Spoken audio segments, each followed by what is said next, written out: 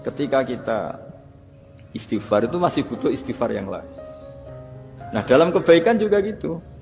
Ketika kita baik jadi orang soleh, ternyata bawaan kita ingin dihormati. Dulu sebelum kita soleh itu ya kalau di majelis di belakang nggak tersinggung, nggak diperlakukan khusus, nggak tersinggung. Tapi setelah kita soleh, setelah kita kiai, setelah kita dosen, setelah kita rektor, kalau nggak duduk di depan tuh kayak nggak diregani. Itu ya termasuk mental-mental yang kurang baik kalau dalam ilmu tasawuf. Justru setelah kita terpelajar, malah permintaannya aneh-aneh. Padahal agama ini hanya mengajarkan wa ma umiru illa liya'budu wa mukhlishina lahuddin. Agama ini hanya mengajarkan kalau ingin jadi orang soleh yang ikhlas. Kalau ingin jadi dosen, dosen yang ikhlas. Kalau ingin jadi guru, ya guru yang ikhlas. Karena biaya ndak ikhlas itu mahal sekali. Dan kalau sudah mahal sekali ini negara bisa jebol, sistem sosial bisa jebol. Jadi ini hal-hal yang khas kiai karena kalau yang kajian kampus saya yakin Pak Rektor, Pak Wakil Rektor, dan Pak Ketua Yayasan lebih tahu, anak-anak mahasiswa lebih tahu. Saya kalau ngaji di kampus memang kan cerita khas pesantren, karena justru ini saling melengkapi. Saya tidak perlu basa-basi bicara ilmu khas mereka karena mereka lebih tahu. Kalau dalam bahasa Rasulullah SAW, antum a'lamu bi umuri dunyakum. Kamu lebih tahu tentang urusan yang kamu geluti.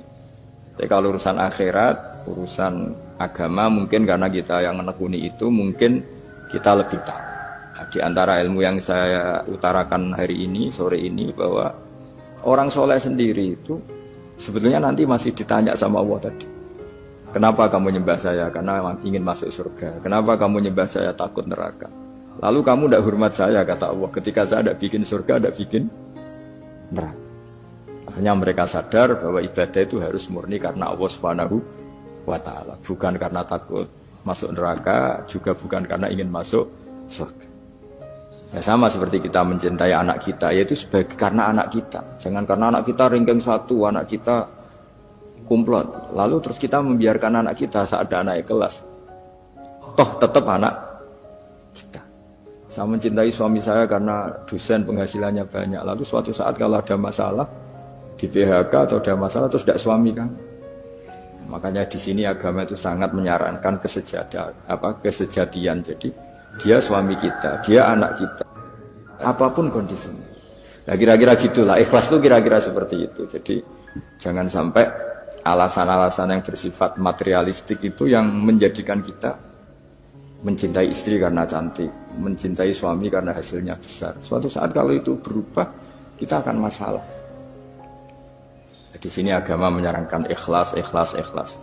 Makanya semua kitab di khazanah kita dimulai bab niat. Niat itu begini. Sehingga ada seorang yang tanya, kenapa ahli surga masuk surga selamanya, padahal amalnya paling banter 80 tahun. Tetapi kenapa ahli neraka akhirnya masuk neraka sampai selamanya, padahal kalaupun dia bejat hanya 80 tahun. Itu dijawab oleh ulama-ulama, orang mukmin itu berkomitmen akan iman andaikan hidupnya selama-lamanya, sehingga dibalas dengan masuk surga selama-lamanya. Sementara orang yang fasik, yang berbuat hanya mengumbar nafsu, bayangan dia kalaupun hidup 1000 tahun ya akan begitu terus. Dan dia ketika mati dengan status, dia berencana andaikan sehat maksiat terus. Karena punya rencana seperti itu diganjar neraka yang selamanya lama. Maka saya mohon niat ini juga yang harus mengilhami para rektor, para dosen.